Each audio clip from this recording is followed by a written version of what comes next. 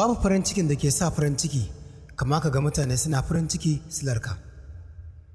Ɗaya daga cikin farin cikin da ke sa mutum farin ciki mara misaltuwa shine ka waye gari ka ga dubban mutane suna farin ciki saboda kai ko kuma silarka.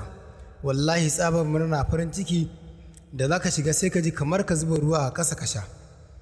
Idan kana son samun kyakkyawar rayuwa wacce take cike da farin ciki cikinta, ka zama silar farin cikin wasu a rayuwar mutane. Duk da wasu mutane na cewa za ka samu ne kawai idan ka bayar.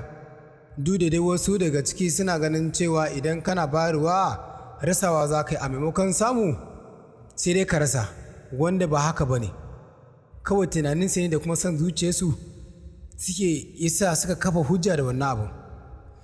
Hannun da yake mikawa don Allah baya taɓa rasawa, ko da kuwa ma a ce ya rasa ba za ka taɓa sani ba, in dai ba shi ne ya maka bayani ba.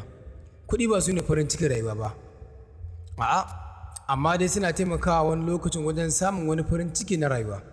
Na zan cewa wasu za su ce kana da kuɗi babu abin da ba za ka samu ba a rayuwa. Kai tsaye ba zan ce haka ba ne, kuma ba zan ce ƙarya suke ba. Tambaya ta anan ita ce, shin kuɗi yana sayan lafiya ne? A'a, amma dai kawai dai yana sayan magani. Kuma sannan kuɗi baya sayan soyayya tsakanin da Allah, sai dai yana sayan ta ƙarya. Kuma sannan kuɗi baya sayan mutunci, sai dai kawai yana sayan kara kuma ɗaurewa. Allah sa mu dace.